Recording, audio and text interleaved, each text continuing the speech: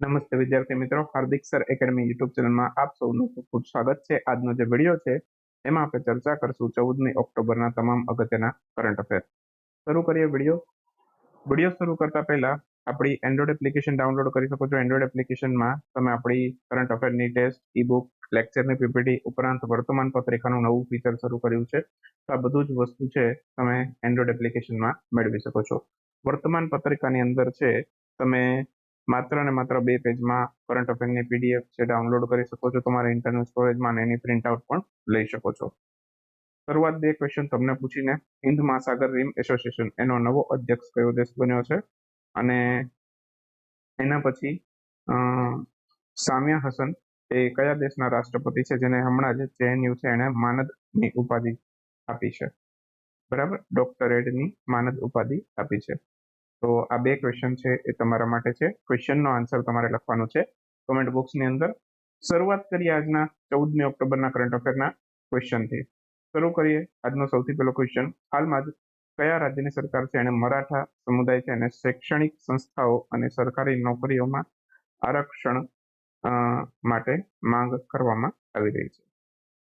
તો મરાઠા સમુદાયની વાત આવે એટલે આપણને ખબર પડી જ જાય કે આ કયું રાજ્ય છે। તો આ મહારાષ્ટ્ર રાજ્યની વાત થાય છે। તો મહારાષ્ટ્ર રાજ્ય છે એક વખત મરાઠાઓ છે એને આરક્ષણ પણ આપવામાં આવી દીધું હતું, અને પછી સુપ્રીમ કોર્ટે છે બરાબર એનું આરક્ષણ રદ કરી નાખ્યું છે। તો ફરી પાછા મરાઠા સમુદાય છે બરાબર એ ત્યાં આરક્ષણની માંગ કરી રહ્યા છે, બરાબર।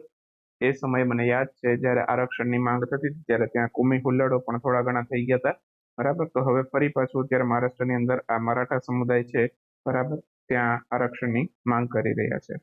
તો હવે જૂનો મુદ્દો શું હતો એ પણ ચર્ચા કરીશું, અને અત્યારે બરાબર અત્યારની હાલની પરિસ્થિતિ પણ ચર્ચા કરશું। હાલની પરિસ્થિતિ ખાલી એટલી જ છે કે આ મરાઠા સમુદાય છે ફરી પાછા શૈક્ષણિક સંસ્થાનો અને સરકારી નોકરીઓ છે ત્યાં આરક્ષણની માંગ કરી રહ્યા છે। હવે મરાઠાની વસ્તી કહું ને મહારાષ્ટ્ર રાજ્યની અંદર તો કુલ 33% છે। આખા રાજ્યની અંદર મરાઠાની વસ્તી કેટલી છે? 33%। એટલે આમ 1/3 ભાગ કહી શકીએ, આખા રાજ્યની કુલ વસ્તીનો 1/3 ભાગ એ ત્યાં આરક્ષણની માંગ કરી રહ્યું છે। હવે આ મરાઠાઓ છે એને આરક્ષણ આપવા માટે એક કમિશન પણ બન્યું હતું। એ કમિશનનું નામ હતું એનજી ગાયકવાડ કમિશન। આ બન્યું હતું 2017માં, અને 2018માં એમણે રિપોર્ટ આપ્યો હતો, બરાબર। એ રિપોર્ટ શું આપ્યો હતો 2018માં? એવો આપ્યો હતો કે 16% જેટલું આરક્ષણ છે મરાઠાઓને આપવું જોઈએ। તો આખું ચર્ચાઓ થઈ, સર્વે કરવામાં આવ્યો 2017 થી 18 સુધી, બરાબર। અને 2018માં આ રિપોર્ટે પોતાનો ચુકાદો આપ્યો કે ભાઈ 16% જેટલું આરક્ષણ આપવું જોઈએ મરાઠાને, બરાબર। તો 16% આરક્ષણ છે મહારાષ્ટ્રની સરકારે 2018 થી આપી દીધું અને અમલમાં મૂકી દીધું હતું। પછી બોમ્બે હાઈકોર્ટ એમણે એવું કીધું કે મરાઠા છે એને 16% આરક્ષણ આપવું બહુ વધારે છે, એની જગ્યાએ તમે શિક્ષાની અંદર છે 12% આરક્ષણ આપો અને નોકરીમાં 13% આરક્ષણ આપો, બરાબર। તો બોમ્બે હાઈકોર્ટના ચુકાદા પ્રમાણે પછી 12% અને 13% આરક્ષણ કરવામાં આવ્યું। 12% શિક્ષામાં અને નોકરીમાં 13%। એ થઈ ગયું એટલે મહારાષ્ટ્ર રાજ્યની અંદર કુલ શિક્ષાની અંદર 64% આરક્ષણ થયું, અને નોકરીની અંદર છે કુલ 65% આરક્ષણ થયું। હવે ઇન્દિરા ગાંધીનું જે જજમેન્ટ છે એ પ્રમાણે શું કહેવામાં આવે છે કે ભાઈ ભારતની અંદર આરક્ષણ 50%થી ના વધવું જોઈએ, બરાબર। તો સુપ્રીમ કોર્ટ છે એમણે આ આરક્ષણ છે એને સમાપ્ત કરી દીધું એક ચુકાદાથી, બરાબર। તો ત્યાં આરક્ષણની વાત પૂરી થઈ ગઈ। હવે ફરી પાછા મરાઠાઓ માંગ કરી રહ્યા છે। હાલમાં જ Anutec International FoodTec India એનું 17મું સંસ્કરણ છે એનું આયોજન કયા સ્થળે કરવામાં આવ્યું છે? તો Anutec International FoodTec India આનું 17મું સંસ્કરણ છે, આનું આયોજન છે હાલમાં જ મુંબઈ ખાતે કરવામાં આવી રહ્યું છે। તો આન્સર આવશે મુંબઈ। તો એન્યુટેક ઇન્ટરનેશનલ ફૂડ ટેક ઇન્ડિયાનું 17મું સંસ્કરણ છે એનું આયોજન મુંબઈમાં કરવામાં આવી રહ્યું છે। ભારતની અંદર છે ફૂડ સેક્ટરની વાત કરીએ તો ફૂડ પ્રોસેસિંગ સેક્ટર છે એનો ખૂબ ઝડપથી વિકાસ થઈ રહ્યો છે, ઓકે। ઇન્વેસ્ટમેન્ટ પણ ફૂડ સેક્ટરની અંદર ઘણું આવે છે, એફડીઆઈ પણ ઘણું આવે છે, ફોરેન ડાયરેક્ટ ઇન્વેસ્ટમેન્ટ, બરાબર। અને ભારત છે એ ફૂડ પ્રોસેસિંગ સેક્ટર છે, ભારતનું જે ફૂડ પ્રોસેસિંગ સેક્ટર એ નિકાસમાં પણ ખૂબ યોગદાન આપે છે। લાસ્ટ વાત કરીએ તો કુલ 13% યોગદાન હતું અંતિમ ફાઇનાન્શિયલ વર્ષમાં, બરાબર। તો 13% ભારતનું જે કુલ યોગદાન છે એના કુલ 13% જેટલું યોગદાન છે ફૂડ સેક્ટરમાંથી આપણને આવે છે। તો ભારત છે બરાબર એ 42 મેગા ફૂડ પાર્ક બનાવી રહ્યું છે. આ 42 મેગા ફૂડ પાર્કમાંથી છે 24 અત્યારે બનીને તૈયાર થઈ ગયા છે. બાકી વર્લ્ડ ફૂડ ડે બરાબર, જેને આપણે FAO એના સ્થાપના દિવસ એટલે કે ફૂડ એન્ડ એગ્રીકલ્ચર ઓર્ગેનાઇઝેશન એના સ્થાપના દિવસને આપણે વર્લ્ડ ફૂડ ડે તરીકે ઉજવીએ છીએ. તો 16 ઓક્ટોબરે વર્લ્ડ ફૂડ ડે આપણે ઉજવીએ છીએ. બીજી બર્લિન ફોરમનું આભાસી રૂપે આયોજન છે જર્મનીમાં કરવામાં આવ્યું હતું. તે શેની સાથે સંબંધિત છે? બરાબર, ઓપ્શન આપેલા છે climate change, wild life conservation છે, પ્લાસ્ટિક પોલ્યુશન છે કે પછી કેમિકલ એન્ડ સસ્ટેનેબિલિટી છે. તો આન્સર આવશે chemicals and sustainability. Option A આપણો આન્સર થશે. તો આ હાલમાં જ બીજી બર્લિન ફોરમનું આયોજન આભાસી રીતે કરવામાં આવ્યું જર્મનીના બર્લિન ખાતે. આમાં ભારત તરફથી ભાગ લીધો કેન્દ્રીય વન પર્યાવરણ ક્લાઇમેટ ચેન્જ મંત્રી, એમનું નામ છે ભૂપેન્દ્ર યાદવ. એમણે આમાં ભાગ લીધો. શેની સાથે સંબંધિત હતું? તો કે કેમિકલ્સ એન્ડ સસ્ટેનેબિલિટી સાથે સંબંધિત હતું.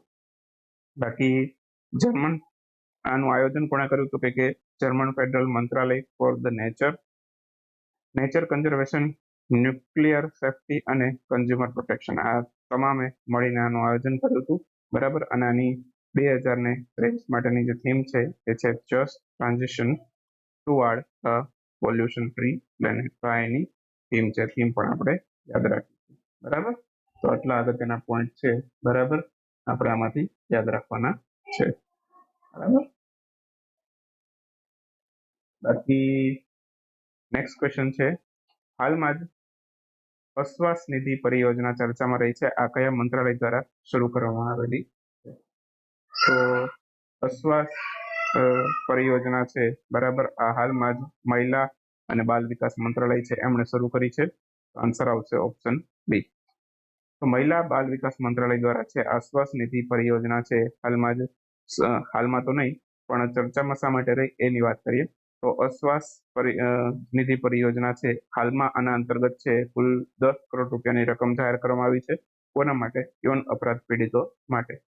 બરાબર, તો યૌન અપરાધ પીડિતો માટે અત્યારે 10 કરોડની રકમ જાહેર કરી છે. આ મહિલા અને બાલ વિકાસ મંત્રાલય અંતર્ગત ચાલતી યોજના છે. યોજનાનું નામ છે અશ્વાસ નિધિ પરિયોજના. બરાબર, બાકી આના અંતર્ગત છે ઓછામાં ઓછી 25,000 રૂપિયાની સહાય મળે છે અને વધુમાં વધુ 2 લાખ રૂપિયાની સહાય આપવામાં આવે છે. બરાબર, એ બી મહિલાઓ કે જે યૌન અપરાધોથી પીડિત છે. કેવા આની અંદર અપરાધોનો સમાવેશ કરવામાં આવ્યો છે? તો ઘરેલું હિંસાથી કોઈ પ્રભાવિત હોય કોઈ મહિલા, એસિડ એટેકથી કોઈ પ્રભાવિત હોય તો આને 2 લાખ સુધીની સારવાર મળી શકે છે. ઘરેલું હિંસામાં મિનિમમ 25,000 રૂપિયાની સહાય મળી શકે છે. યૌન શોષણ, આવા બધા કિસ્સાઓની અંદર છે આના અંતર્ગત જે ફંડ આપવામાં આવે છે તો એ આમાં જે 10 કરોડ રૂપિયા આના અંતર્ગત આપવામાં આવ્યા છે, ફાળવવામાં આવ્યા છે, એનામાંથી દરેક મહિલાઓને આમાં સહાય આપવામાં આવે છે. 2030ના ફૂટબોલ વર્લ્ડ કપનું આયોજન કયા દેશમાં કરવામાં આવશે? જો હમણાં જ જાહેર થયું છે આ 2030નો ફીફા વર્લ્ડ કપ. બરાબર, 2026ની પણ વાત કરશું, 2030ની પણ વાત કરશું. 2022નો થઈ ગયો બરાબર, અને એમાં આર્જેન્ટિના વિજેતા બન્યું હતું. હવે 2030ની વાત કરીએ તો એનું આયોજન થવાનું છે મોરોક્કો, સ્પેન અને પોર્ટુગલમાં. તો ઓપ્શન બી આપણો આન્સર થશે. બરાબર, તો હવે અહીંયા ફીફા વર્લ્ડ કપ છે એને 2030માં કેટલા વર્ષ પૂરા થાય છે? 100 વર્ષ પૂરા થાય છે. તો આ ઇવેન્ટ બહુ મહત્વની રહેશે. બરાબર, મોરોક્કો, સ્પેન અને પોર્ટુગલ કુલ 3 દેશોમાં આનું આયોજન થાય છે. શરૂઆતની અમુક રમતો છે આર્જેન્ટિના, ઉરુગ્વે આની અંદર પણ રમાશે એવું પણ ચર્ચા કરેલી છે. પણ મેઇન ઇવેન્ટ જે બધી છે એ મોરોક્કો, સ્પેન અને પોર્ટુગલમાં થવાની છે. તો 2030નો ફીફા વર્લ્ડ કપ 3 દેશોમાં થશે, મોરોક્કો, સ્પેન અને પોર્ટુગલ. ખાસ યાદ રાખી લેજો, પરીક્ષા માટે બહુ જ મહત્વપૂર્ણ છે. 2026નો જે ફૂટબોલ વર્લ્ડ કપ છે બરાબર, એ અમેરિકા, કેનેડા અને મેક્સિકોમાં થવાનો છે. બરાબર, 26નો અમેરિકા, કેનેડા, મેક્સિકોમાં. એના પછી 30નો છે એ મોરોક્કો, સ્પેન અને પોર્ટુગલમાં. આ ખાસ ધ્યાન રાખજો. બાકી સૌથી પહેલો જે હતો એ 1930માં થયો. એ ક્યાં થયો? તો કે ઉરુગ્વેમાં થયેલો. બરાબર, અને 2022નો હમણાં જ ગયો કતારમાં, અને એમાં વિજેતા બન્યું આર્જેન્ટિના. ફીફા વર્લ્ડ કપનું મુખ્ય મથક ક્યાં આવ્યું છે? સ્વિટ્ઝરલેન્ડના ફીફાનું મુખ્ય મથક ક્યાં છે? તો કે સ્વિટ્ઝરલેન્ડના ઝુરિચમાં. બરાબર, એના પછી નેક્સ્ટ ક્વેશ્ચન છે, હાલમાં જ કમ્પ્રેસ બાયોગેસ પ્લાન્ટ એની સ્થાપના માટે ઇન્ડિયન ઓઇલ કોર્પોરેશને કઈ કંપની સાથે કરાર કર્યા છે? તો Ever Enviro Resource Management Private Limited અને GPS રિન્યુએબલ પ્રાઇવેટ લિમિટેડ. આ બંને કંપની સાથે કરાર કર્યા છે. તો ઓપ્શન એ અને બી બંને આપણો આન્સર થશે. તો ઓપ્શન સી કરેક્ટ આન્સર બનશે. કમ્પ્રેસ બાયોગેસ પ્લાન્ટ એની સ્થાપના માટે ઇન્ડિયન ઓઇલ કોર્પોરેશન એમણે આ બંને કંપની સાથે કરાર કર્યા છે. એવર એન્વિરો રિસોર્સ મેનેજમેન્ટ અને જીપીએસ રિન્યુએબલ્સ આ બંને સાથે કરાર કર્યા છે. કઈ યોજના અંતર્ગત બનાવવામાં આવશે? તો કે આ પાવર પ્લાન્ટ છે કમ્પ્રેસ બાયોગેસ પ્લાન્ટ એ સતત યોજના અંતર્ગત બનાવવામાં આવશે. સતત યોજના છે 2018માં શરૂ થઈ હતી. પેટ્રોલિયમ પ્રાકૃતિક ગેસ મંત્રાલય અંતર્ગત ચાલતી યોજના છે. સતત યોજના પૂછી શકે તમને. સતત યોજના કયા મંત્રાલયની છે? તો પેટ્રોલિયમ અને પ્રાકૃતિક ગેસ મંત્રાલય. આ સિવાય કમ્પ્રેસ બાયોગેસ પ્લાન્ટ માટે જળશક્તિ મંત્રાલય છે એણે ગોબરધન યોજનાની પણ શરૂઆત કરી છે. એને પણ આપણે યાદ રાખીશું. યુઆઈડીઆઈના સીઓ અમિત અગ્રવાલ એનો કાર્યકાળ કુલ કેટલા વર્ષ માટે લંબાવવામાં આવ્યો છે? તો યુઆઈડીઆઈના સીઓ અમિત અગ્રવાલ કુલ 1 વર્ષ માટે એમનો કાર્યકાળ લંબાવી દીધો છે. અત્યારે અમિત અગ્રવાલ સીઓ છે અને 1 વર્ષ માટે એનો કાર્યકાળ લંબાવી દીધો છે. 2 નવેમ્બર 24 સુધી તે યુઆઈડીઆઈના સીઓ તરીકે કાર્ય કરશે. યુઆઈડીઆઈની એક તમને ક્વેશ્ચન બહુ પૂછી શકે છે કે એફએમઆર એફઆઈઆર પદ્ધતિ છે એ શરૂ કરવામાં આવી છે, શેની સાથે સંબંધિત છે? તો કે એઈપીએસ માં થતા ફ્રોડ છે એને અટકાવવા માટે, એટલે કે આધાર કાર્ડથી જે પેમેન્ટ હેક કરી લેવાના જે ફ્રોડ થાય છે તો એને અટકાવવા માટે આ એફએમઆર એફઆઈઆર પદ્ધતિ વિકસાવવામાં આવી છે. પૂરું નામ છે finger minutiae record finger image record. બરાબર, તો એનું એફએમઆર એફઆઈઆર નું પૂરું નામ છે, એ પણ આપણે યાદ રાખીશું. બાકી યુઆઈડીઆઈ ની સ્થાપના છે 2009માં થઈ. Unique identification authority of India UIDAI નું પૂરું નામ છે.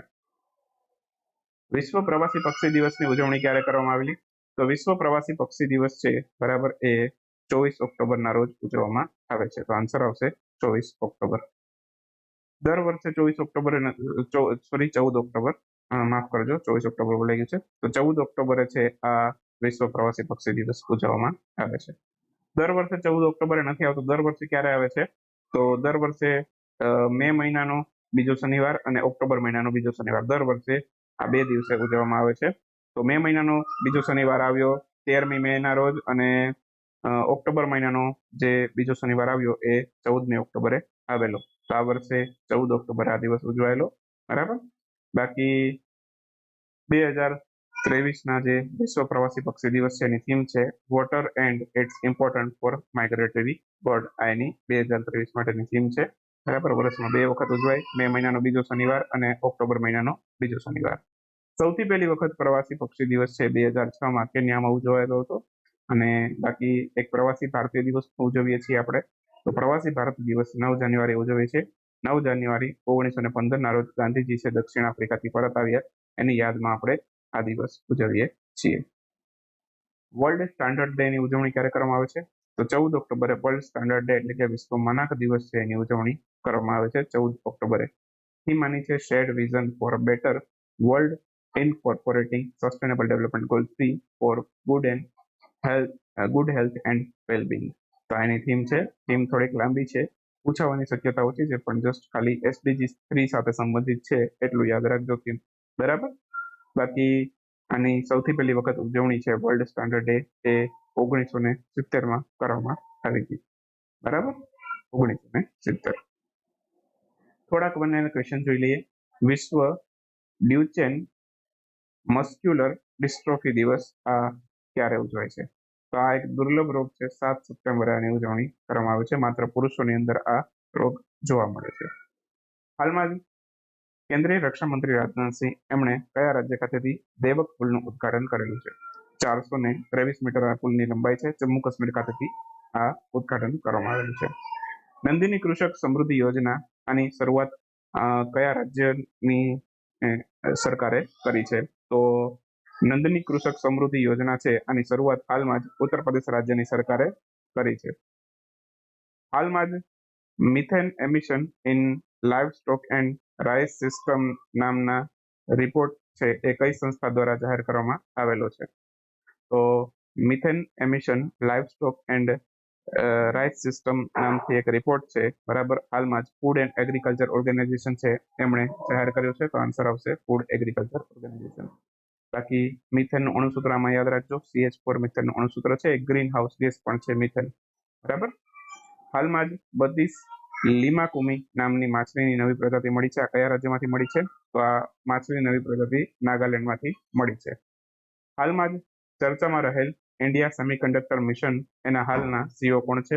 તો ઇન્ડિયા સેમિકન્ડક્ટર મિશન એના હાલના સીઓ છે આકાશ ત્રિપાઠી. 2021માં ઇન્ડિયા સેમિકન્ડક્ટર મિશન છે એ શરૂ થયું હતું. આઈસીસી ક્રિકેટ વર્લ્ડ કપ 2023 માટે ગ્લોબલ એમ્બેસેડર તરીકે કોની નિયુક્તિ કરવામાં આવી છે? તો ગ્લોબલ એમ્બેસેડર તરીકે નિયુક્તિ કરી છે સચિન તેંડુલકરની. તો આન્સર આવશે સચિન તેંડુલકર. તો આ સાથે 14મી ઓક્ટોબરના કરંટ અફેર છે એને અહીંયા આપણે સમાપ્ત કરીએ છીએ. મળશું આવતીકાલે 15મી ઓક્ટોબરના કરંટ અફેરમાં. ત્યાં સુધી રજા લઈએ. આવજો. Bye bye. ગુડ નાઇટ શુભરાત્રી. Thank you for watching.